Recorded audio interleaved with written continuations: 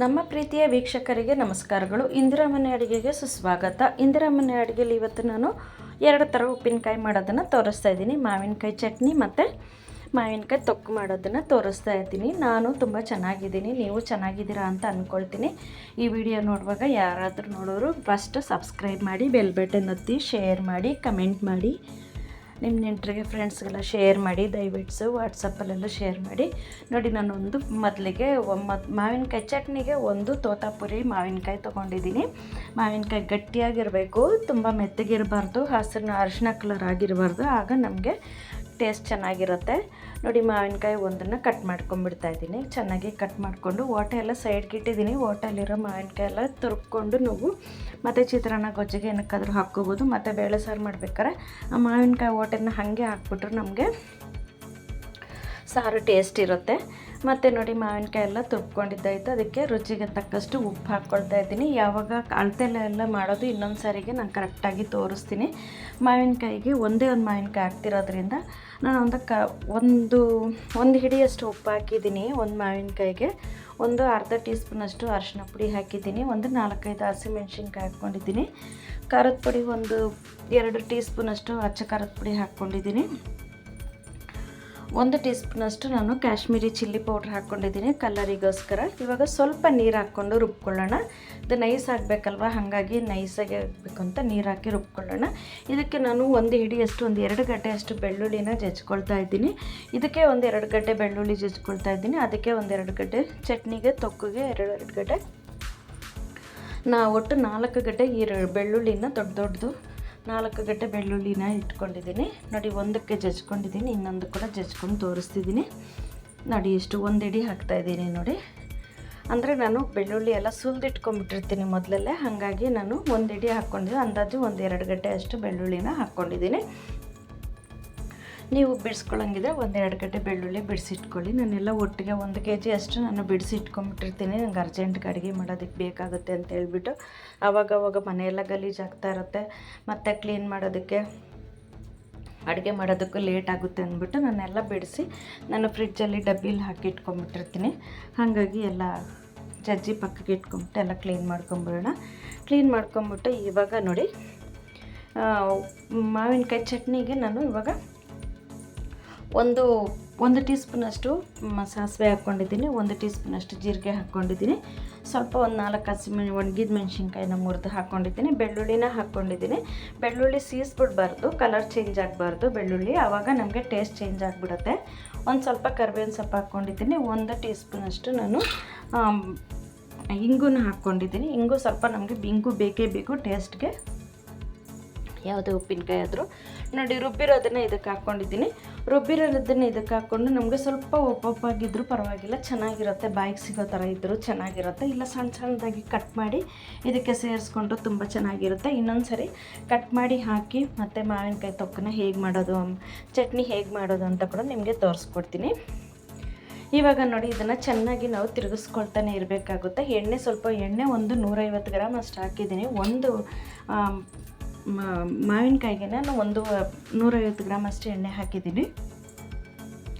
ಎಣ್ಣೆ ಜಾಸ್ತಿ ಬೇಕಾಗುತ್ತೆ. ಮಾವಿನಕಾಯಿ ಎಷ್ಟು ಹಾಕಿರ್ತೀವೋ ಅದಕ್ಕೆ ಅರ್ಧದಷ್ಟು ಎಣ್ಣೆ ಬೇಕಾಗುತ್ತೆ. ಎಣ್ಣೆಲೇ ಬೇಯಬೇಕಲ್ವ ಇದು, ಹಾಗಾಗಿ ಎಣ್ಣೆ ಚೆನ್ನಾಗಿ ಮೇಲಕ್ಕೆ ತೇಲಬೇಕು. ಎಣ್ಣೆ ನಾವು ಒಂದು ಅರ್ಧ ಬೆರಳಿನಷ್ಟು, ಕಾಲು ಬೆರಳಿನಷ್ಟು ನಮಗೆ ಇದ್ದರೆ ಚೆನ್ನಾಗಿರುತ್ತೆ. ನೋಡಿ, ಇದಕ್ಕೆ 1 ಟೀ ಸ್ಪೂನಷ್ಟು ಮೆಂತ್ಯ, 1 ಟೀ ಸ್ಪೂನಷ್ಟು ಸಾಸಿವೆನ ಹುರಿದು ಪೌಡ್ರ್ ಮಾಡಿ ಹಾಕ್ಕೊಂಡಿದ್ದೆ. ಇದಕ್ಕೆ ಎರಡಕ್ಕೂ ಒಟ್ಟಿಗೆ ಹುರಿದು ಹಾಕ್ಕೊಂಡಿದ್ದೀನಿ. 2 ಸ್ಪೂನು ಮೆಂತ್ಯ, 2 ಸ್ಪೂನ್ ಸಾಸಿವೆನ ಹುರಿದು ಪೌಡ್ರ್ ಮಾಡಿ ಇಟ್ಕೊಂಡಿದ್ದೆ. ಪೌಡ್ರ್ ಮಾಡೋದು ಸ್ಕಿಪ್ ಆಗಿಬಿಟ್ಟಿದೆ, ಹುರಿಯೋದು, ಹಾಗಾಗಿ ನಾನು ಅಳತೆ ನಿಮಗೆ ಹೇಳ್ತಿದ್ದೀನಿ. ಮೆಂತ್ಯನ ಸ್ವಲ್ಪ ಕೆಂಪಗೆ ಹುರ್ಕೋಬೇಕಾಗುತ್ತೆ, ಕಲರ್ ಸೀಸ್ಬಿಡಬಾರ್ದು. ಸಾಸಿವೆನ ಚಿಟಪಟ ಅನ್ನೋ ತನಕ ನಾವು ಹುರ್ಕೊಂಡು ನಾನು ಇದನ್ನು ಹೊರಳಲ್ಲೇ ಕುಟ್ಟಿ ಪುಡಿ ಮಾಡ್ಕೊಂಡಿದ್ದೀನಿ. ಹಂಗೆ ಹಾಕಿದ್ರು ತುಂಬ ಚೆನ್ನಾಗಿರುತ್ತೆ. ಮಿಕ್ಸಿಲಿ ಹಾಕಿದ್ರೆ ಬೆಂದ್ಬಿಡುತ್ತೆ, ಹಂಗಾಗಿ ನಮಗೆ ಸ್ವಲ್ಪ ಟೇಸ್ಟ್ ಕಡಿಮೆ ಅನ್ನಿಸ್ಬೋದು. ಇದು ನಮಗೆ ಹಾಗೆ ಇದೆ, ಹಂಗಾಗಿ ಚೆನ್ನಾಗಿ ಅನಿಸುತ್ತೆ. ನೋಡಿ, ಇವಾಗ ಚೆನ್ನಾಗಿ ನಾವು ತಿರುಗಿಸ್ಕೊಂಡು ಇದು ಎಣ್ಣೆ ಬಿಡೋವರೆಗೂ, ಬಾಣಲಿಲಿ ಎಣ್ಣೆ ಬಿಡೋ ತನಕ ನಾವು ಫ್ರೈ ಮಾಡ್ಕೋಬೇಕಾಗುತ್ತೆ, ತಿರುಗಿಸ್ಕೊತ ನೋಡಿ. ಮಾವಿನಕಾಯಿ ಬಂದ್ಬಿಟ್ಟು ನಮಗೆ ಮೈಸೂರು ಪಾಕಲ್ಲಿ ಯಾವ ಥರ ನೊರೆ ಥರ ಬರುತ್ತೆ ಆ ಥರ ಬರುತ್ತೆ, ಆವಾಗ ನಮಗೆ ಮಾವಿನಕಾಯಿ ಚಟ್ನಿ ಚೆನ್ನಾಗಿರುತ್ತೆ ಅಂತ. ಇದು ತುಂಬ ದಿನ ಅಂದರೆ ಒಂದು 15 ದಿನ ನಾವು ಹೊರಗಡೆ ಇಟ್ಕೊಂಡು ತಿನ್ಬೋದಾಗುತ್ತೆ. ಫ್ರಿಡ್ಜಲ್ಲಿ ಇಟ್ಕೊಂಡ್ರೆ 1-2 ತಿಂಗಳು ಕೂಡ ಇಟ್ಕೊಂಡು ತಿನ್ಬೋದಾಗುತ್ತೆ. ಇದಕ್ಕೆ ನಾವು ಸ್ವಲ್ಪ ವಿನಿಗರ್ ಹಾಕಿ ನಾವು ಸ್ವಲ್ಪ ಎಣ್ಣೆ ಒಂದು ಸ್ವಲ್ಪ ಕೈಯಲ್ಲಿ ಒಂದು ಬೆರಳು ಗೆರೆ ಇರುತ್ತಲ್ವ ಅದುವರೆಗೂ ನಾವು ಎಣ್ಣೆ ಹಾಕಿಟ್ಕೊಂಡ್ರೆ ನಮಗೆ ಯಾವುದೇ ಉಪ್ಪಿನಕಾಯಿ ಆದರೂ ಕೆಡೋದಿಲ್ಲ, ಬೂಸ್ಟ್ ಬರೋದಿಲ್ಲ, ನಮಗೆ ಚೆನ್ನಾಗಿರುತ್ತೆ. ಮತ್ತು ನಾವು ಒಣಗಿರೋ ಸ್ಪೂನ್ನೇ ಹಾಕಬೇಕಾಗುತ್ತೆ. ಮತ್ತು ನೀವು ಸ್ಟೀಲ್ ಡಬ್ಬಿಲಾದರೂ ಅಲ್ಯೂಮಿನಿಯಂ ಡಬ್ಬಿಲಾದರೂ ಹಾಕಿಟ್ಕೋಬಾರ್ದು. ಒಂದು ಪ್ಲಾಸ್ಟಿಕ್ ಡಬ್ಬಿಲಾದರೂ, ಕನ್ನಡಿ ಬಾಟ್ಲಿದ್ರೆ ಇನ್ನೂ ತುಂಬ ಅನುಕೂಲ ಇರುತ್ತೆ. ಕನ್ನಡಿ ಬಾಟ್ಲಲ್ಲೂ ಹಾಕಿಟ್ಕೊಂಡ್ರೆ ನಿಮಗೆ ತುಂಬ ಆರೋಗ್ಯಕ್ಕೂ ತುಂಬ ಒಳ್ಳೆಯದಾಗುತ್ತೆ. ಕನ್ನಡಿ ಬಾಟ್ಲಲ್ಲಿ ಹಾಕಿಟ್ಕೊಳ್ಳಿ, ಆದಷ್ಟು ಕನ್ನಡಿ ಬಾಟ್ಲನ್ನ ಯೂಸ್ ಮಾಡಿ, ಪ್ಲಾಸ್ಟಿಕ್ನ ಬಿಟ್ಟು. ನೋಡಿ ಮಾವಿನಕಾಯಿ ಚಟ್ನಿ ರೆಡಿಯಾಗಿದೆ. ಮಾವಿನಕಾಯಿ ಚಟ್ನಿ ರೆಡಿಯಾಗಿದೆ ನೋಡಿ. ಇದು ಅನ್ನಕ್ಕೆ ತುಂಬ ಚೆನ್ನಾಗಿರುತ್ತೆ. ಆ ಬಿಸಿ ಬಿಸಿ ಅನ್ನಕ್ಕೆ ತುಪ್ಪ ಹಾಕ್ಕೊಂಡು ಮಾವಿನಕಾಯಿ ಚಟ್ನಿ ಹಾಕ್ಕೊಂಡು ತಿಂತಾಯಿದ್ರೆ ತುಂಬ ಚೆನ್ನಾಗಿರುತ್ತೆ. ಮತ್ತು ದೋಸೆಗೂ ಕೂಡ ನಾನು ತುಂಬ ಇಷ್ಟಪಟ್ಟು ದೋಸೆ ಕೂಡ ಹಾಕ್ಕೊಂಡು ತಿಂತೀನಿ. ದೋಸೆಗೂ ಕೂಡ ಚೆನ್ನಾಗಿರುತ್ತೆ. ದೋಸೆ ಕೂಡ ಚಟ್ನಿ ಹಾಕ್ಕೊಂಡು ತಿಂದರೆ, ಇಡ್ಲಿ ದೋಸೆ ಕೂಡ ತುಂಬಾ ಚೆನ್ನಾಗಿರುತ್ತೆ ಚಟ್ನಿ ಇದು. ಬಿಸಿ ಅನ್ನಕ್ಕಂತೂ ತುಂಬ ಮಾಡಿಸ್ದಂಗೆ ಇರುತ್ತೆ. ಮತ್ತು ಮೊಸರನ್ನಕ್ಕೆ ನಾವು ಸೈಡ್ಗೆ ಇಟ್ಕೊಂಡು ತಿನ್ಬೋದಾಗುತ್ತೆ. ಬೇಳೆ ಸಾರು, ಸೊಪ್ಪು ಸಾರು, ಮೊಸರನ್ನ ಇದಕ್ಕೆಲ್ಲ ಸೈಡಲ್ಲಿ ಇಟ್ಕೊಂಡು ತಿಂದರೆ ತುಂಬಾ ಚೆನ್ನಾಗಿರುತ್ತೆ. ನೀವು ಮನೇಲಿ ಮಾಡಿ ನೋಡಿ. ಮತ್ತು ನೋಡಿ ಇವಾಗ ಮಾವಿನಕಾಯಿ ಚಟ್ನಿಗೆ, ಮಾವಿನಕಾಯಿ ತೊಕ್ಕಿಗೆ ನಾನು ಒಂದು ಹುಳಿ ಮಾವಿನಕಾಯಿ ತೊಗೊಂಡಿದ್ದೀನಿ. ಇದಕ್ಕೆ ಹುಳಿ ಮಾವಿನಕಾಯಿ ತೊಗೊಂಡು ಇದಕ್ಕೆ ಒಂದು ಮಾವಿನಕಾಯಿನ ತುರಿಬಿಟ್ಕೊಂಡಿದ್ದೀನಿ. ತುರಿಬಿಡೋದನ್ನು ನಾನು ತೋರಿಸಿಲ್ಲ, ತುರಿಬಿಟ್ಕೊಂಡಿದ್ದೀನಿ. ಇದಕ್ಕೂ ಅಷ್ಟೇ 1 ಟೀ ಸ್ಪೂನಷ್ಟು ಸಾಸಿವೆ, 1 ಟೀ ಸ್ಪೂನಷ್ಟು ಜೀರಿಗೆನ ಹಾಕ್ಕೊಂಡಿದ್ದೀನಿ. ಜೀರಿಗೆನ ಹಾಕ್ಕೊಂಡು ಇದಕ್ಕೆ ಕೂಡ ಒಂದು 200 ಗ್ರಾಮ್ ಅಷ್ಟು ಎಣ್ಣೆ ಹಾಕ್ಕೊಂಡಿದ್ದೀನಿ. ಇದು ಸ್ವಲ್ಪ ಮಾವಿನಕಾಯಿ ದೊಡ್ಡದಾಗಿತ್ತು, ಹಾಗಾಗಿ ಒಂದು 200 ಗ್ರಾಮ್ ಎಣ್ಣೆ ಹಾಕಿದ್ದೀನಿ. ಇದಕ್ಕೂ ಒಂದು 4 ಒಣಗಿದ ಮೆಣಸಿನ್ಕಾಯಿ ಹಾಕ್ಕೊಂಡಿದ್ದೀನಿ. ಸ್ವಲ್ಪ ಕರಿಬೇವಿನ ಸೊಪ್ಪು ನೋಡಿ, ಒಂದು ಟೀ ಸ್ಪೂನಷ್ಟು ನಾನು ಇಂಗು ಹಾಕ್ಕೊಂಡಿದ್ದೀನಿ. ಇವಾಗ 1 ಇಡೀ ಬೆಳ್ಳುಳ್ಳಿನ ಇದಕ್ಕೆ ಹಾಕ್ಕೊಂಡು, ಬೆಳ್ಳುಳ್ಳಿ ಸೀಸ್ಕೋಬಾರ್ದು, ಆ ಒಣಗಿದ ಮೆಣಸಿನ್ಕಾಯಿ ಸೀಸ್ದೇ ಇದ್ದರೆ ಚೆನ್ನಾಗಿರುತ್ತೆ ನೋಡಿ. ಈ ಥರ ಹಾಕಿದ ತಕ್ಷಣ ನಾವು ಇವಾಗ ಮಾವಿನಕಾಯಿ ಪೀಸನ್ನು ಹಾಕಿದ್ದೀನಿ ನೋಡಿ. ಇದೇ ಪೀಸನ್ನು ನಾವು ಚಟ್ನಿ ಕೂಡ ಹಾಕಿದ್ರೆ ಚೆನ್ನಾಗಿರುತ್ತೆ. ಮಾವಿನಕಾಯಿ ಪೀಸನ್ನು ಹಾಕಿದ್ದೀನಿ. ಸ್ವಲ್ಪ ಪೀಸನ್ನು ಹಾಕಿ ಒಂದು 2 ಸೆಕೆಂಡ್ ನಾವು ಅದನ್ನು ಹುರ್ಕೊಂಡು ನೋಡಿ. ಮಾವಿನಕಾಯಿ ತೊಕ್ಕು ಇಷ್ಟ ಆಗಿದೆ ನನಗೆ. ದೊಡ್ಡದು ಮಾವಿನಕಾಯಿ ಇತ್ತು, ಗಟ್ಟಿ ಮಾವಿನಕಾಯಿ ಇರಬೇಕು. ಅದು ಹುಳಿ ಮಾವಿನಕಾಯಿ, ಇದು ಚೆನ್ನಾಗಿ ಹುಳಿ ಇದೆ, ಹಾಗಾಗಿ ಇದನ್ನು ನಾನು ಹಾಕ್ಕೊಂಡಿದ್ದೀನಿ. ಇದನ್ನು ಸ್ವಲ್ಪ ಬಾಡಿಸ್ಕೊಂಡಿದ್ದೀನಿ. ನೀವು ಅರ್ಜೆಂಟ್ಗೆ ಮಾಡೋದಾದರೆ ಈ ಥರ ಮಾಡ್ಕೋಬೋದು. ಇಲ್ಲ ಅಂತಂದರೆ ಎಲ್ಲನೂ ನಾವು ಉಪ್ಪು ಖಾರ ಎಲ್ಲ ನೆನೆಸಿಟ್ಟು ನಾವು ಎಣ್ಣೆ ಒಗ್ಗರಣೆನ ತಣ್ಣಗಾದ್ಮೇಲೆ ಹಾಕ್ಬಿಟ್ಟು ನಾವು ನೆನೆಯೋಕ್ಕಿಟ್ಟು ಮಾಡಿದ್ರು ಚೆನ್ನಾಗಿರುತ್ತೆ. ನಾನು ಇದಕ್ಕೆ ಸ್ವಲ್ಪ ನೀರು ಹಾಕ್ಕೊಂಡಿದ್ದೀನಿ. ನಾವು ಇವಾಗ ಅರ್ಜೆಂಟಿಗೆ ಮಾಡ್ತೀವಲ್ಲ, ಹಾಗಾಗಿ ತೊಕ್ಕು ಚೆನ್ನಾಗಿರಲಿ ಅಂತ ಹೇಳ್ಬಿಟ್ಟು ಮಾಡ್ತಿದ್ದೀನಿ. ನೀರು ಹಾಕದೆ ಮಾಡಿದಾಗ ನಮಗೆ ಒಂದು 6 ತಿಂಗಳವರೆಗೂ ಚೆನ್ನಾಗಿರುತ್ತೆ. 6 ತಿಂಗಳು, 1 ವರ್ಷ ಕೂಡ ಚೆನ್ನಾಗಿರುತ್ತೆ. ನಾವು ನೀರು ಹಾಕಿದ್ದೀವಲ್ಲ, ಹಂಗಾಗಿ ಒಂದು 2 ತಿಂಗಳವರೆಗೂ ಇರ್ಬೋದು. ಫ್ರಿಜ್ಜಲ್ಲಿಟ್ಟರೆ, ಹೊರಗಡೆ ಇಟ್ಟರೆ ಒಂದು 15 ದಿನ, 1 ತಿಂಗಳವರೆಗೂ ಇರ್ಬೋದು. ನೋಡಿ ಇದಕ್ಕೆ ಉಪ್ಪು ಖಾರ ಸ್ವಲ್ಪ ಜಾಸ್ತಿ ಬೇಕಾಗುತ್ತೆ. ನೋಡಿ ಇದಕ್ಕೆ ನಾನೊಂದು 3 ಸ್ಪೂನಷ್ಟು ನಾನು ಅಚ್ಚ ಖಾರದ ಪುಡಿನ ಹಾಕಿದ್ದೀನಿ. ಖಾರ ಜಾಸ್ತಿ ಇದೆ, 3 ಸ್ಪೂನಷ್ಟು ಹಾಕಿದ್ದೀನಿ. 3 ಸ್ಪೂನಷ್ಟು ಹಾಕಿದ್ದೀನಿ. 2 ಸ್ಪೂನಷ್ಟು ಕಾಶ್ಮೀರಿ ಚಿಲ್ಲಿ ಪೌಡ್ರನ್ನ ಹಾಕಿದ್ದೀನಿ. ಚಿಲ್ಲಿ ಪೌಡ್ರನ್ನ ಹಾಕಿ ಸ್ವಲ್ಪ ಚೆನ್ನಾಗಿ ತಿರುಗಿಸ್ಕೊಳ್ತಿದ್ದೀನಿ. ತಿರುಗಿಸ್ಕೊಂಡು ನೋಡಿ, ಇವಾಗ ನಮಗೆ ಉಪ್ಪು ಹಾಕೋದಕ್ಕೆ ಅಳತೆ ಗೊತ್ತಾಗುತ್ತೆ ಅಂತೇಳಿ ನಾನು ಸ್ವಲ್ಪ ಕಡಿಮೆ ಆದಮೇಲೆ ಉಪ್ಪು ಹಾಕ್ಕೊಳ್ತಾ ಇದ್ದೀನಿ.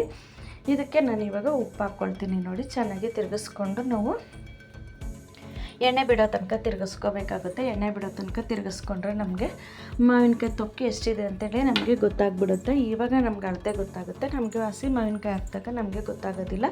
ಇದಕ್ಕೂ ನೋಡಿ ನಾನು ಇವಾಗ ಸಾಸಿವೆಯನ್ನು ಮೆಂತ್ಯ ಪೌಡ್ರನ್ನ ಹಾಕಿದ್ದೀನಿ. ಮೆಂತ್ಯ ಪುಡಿನ ಹಾಕಿ ತಿರುಗಿಸ್ಕೊಂಡ್ಬಿಡ್ತಾಯಿದ್ದೀನಿ.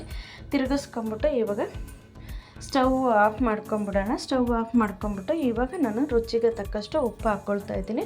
ನನಗೆ ನೋಡಿ 1 ಇಡೀ ಉಪ್ಪಿನ ಪುಡಿ, 1-1.5 ಇಡೀ ಉಪ್ಪಿನ ಪುಡಿ ಹಾಕಿದ್ದೀನಿ. ಇದು ಕರೆಕ್ಟಾಗಿದೆ. ನಿಮಗೆ ಉಪ್ಪು ಸ್ವಲ್ಪ ಜಾಸ್ತಿ ತಿನ್ನೋರಾದರೆ ಉಪ್ಪು ಖಾರ ಹೆಚ್ಚು ಕಡಿಮೆ ಹಾಕ್ಕೋಬೋದು. ನೋಡಿ ಮಾವಿನಕಾಯಿ ತೊಕ್ಕು ಕೂಡ ರೆಡಿ ಇದೆ. ಇದು ಕೂಡ ನಮಗೆ ಉಪ್ಪಿನಕಾಯಿ ಥರ ನಮಗೆ ಊಟಕ್ಕೆ ನಂಚ್ಕೊಳ್ಳೋದಕ್ಕೆ ಚೆನ್ನಾಗಿರುತ್ತೆ. ಮತ್ತು ಬಿಸಿ ಅನ್ನಕ್ಕೆ ತುಪ್ಪ ಹಾಕ್ಕೊಂಡು ತಿಂದಾಗ ಚೆನ್ನಾಗಿರುತ್ತೆ. ಸಾರು ಯಾರಪ್ಪ ಮಾಡೋರು ಅನ್ಬೇಕಾದ್ರೆ ಚೆನ್ನಾಗಿರುತ್ತೆ. ನೋಡಿ ಘಮ ಚೆನ್ನಾಗಿದೆ ಅಂತ. ನೋಡಿ ಇದಕ್ಕೆ ನಾನು ಸ್ವಲ್ಪ ವಿನಿಗರ್ ಹಾಕ್ತಿದ್ದೀನಿ. ವಿನಿಗರ್ ಹಾಕಿಡ್ತಿದ್ದೆ. ಇದು ಹೊರಗಡೆ 1 ತಿಂಗಳಾದರೂ ಚೆನ್ನಾಗಿರುತ್ತೆ. ಅಂದರೆ ತ್ಯಾವದ ಕೈ ಹಾಕಬಾರ್ದು, ತ್ಯಾವದ ಸ್ಪೂನನ್ನು ಹಾಕಬಾರ್ದು. ಒಂದು ಗಾಜಿನ ಬಾಟ್ಲಲ್ಲಿ ಸ್ಟೋರ್ ಮಾಡಿ ಇಟ್ಕೊಂಡು, ತುಂಬ ಫುಲ್ಲು ತಣ್ಣಗಾದ್ಮೇಲೆ ನಾವು ಗಾಜಿನ ಬಾಟ್ಲಲ್ಲಿ ಸ್ಟೋರ್ ಮಾಡಿ ಇಟ್ಕೊಂಡ್ರೆ ಹೊರಗಡೆ 1 ತಿಂಗಳಾದರೂ ಚೆನ್ನಾಗಿರುತ್ತೆ. ಹೊರಗಡೆ 1 ತಿಂಗಳಾದರೂ ಇಟ್ಕೊಂಡ್ರೆ ಚೆನ್ನಾಗಿರುತ್ತೆ. ಫ್ರಿಡ್ಜಲ್ಲಾದರೆ ಒಂದು 6 ತಿಂಗಳು ಇಟ್ಕೊಂಡು ತಿನ್ಬೋದಾಗುತ್ತೆ. ನೋಡಿ 2 ಉಪ್ಪಿನಕಾಯಿ, ಮಾವಿನಕಾಯಿ ತೊಕ್ಕು ಮತ್ತು ಚಟ್ನಿ ಹೇಗಿತ್ತು ಅಂತೇಳಿ ಕಮೆಂಟ್ ಮಾಡಿ ತಿಳಿಸಿ. ಕಮೆಂಟ್ ಮಾಡೋದನ್ನು ಮರಿಬೇಡಿ. ಮತ್ತು ನಿಮ್ಮ ವಿಡಿಯೋ ಇಷ್ಟ ಆದರೆ ಲೈಕ್ ಮಾಡಿ. ಲೈಕ್ ಮಾಡೋದನ್ನು ಮರಿಬೇಡಿ. ಸಬ್ಸ್ಕ್ರೈಬ್ ಮಾಡೋದನ್ನು ಮರಿಬೇಡಿ. ದಯವಿಟ್ಟು ನಿಮ್ಮ ಫ್ರೆಂಡ್ಸ್ಗೆ, ನೆಂಟರಿಗೆಲ್ಲ ಶೇರ್ ಮಾಡಿ. ಸಪೋರ್ಟ್ ಮಾಡಿ ದಯವಿಟ್ಟು. ನಮ್ಮದು ಇನ್ನೂ 3 ಚಾನಲ್ ಇದೆ, ಆ 3 ಚಾನಲ್ಗೂ ಸಪೋರ್ಟ್ ಮಾಡಿ. ಒಂದು ದೇವರ ಚಾನಲ್ ಇದೆ, ಸೂಸನ್ ಇಂದಿರಾ ದೇವರ ವಾಕ್ಯಗಳು ಅಂತ ಚಾನಲ್ ಒಂದಿದೆ, ಅದಕ್ಕೂ ಸಪೋರ್ಟ್ ಮಾಡಿ.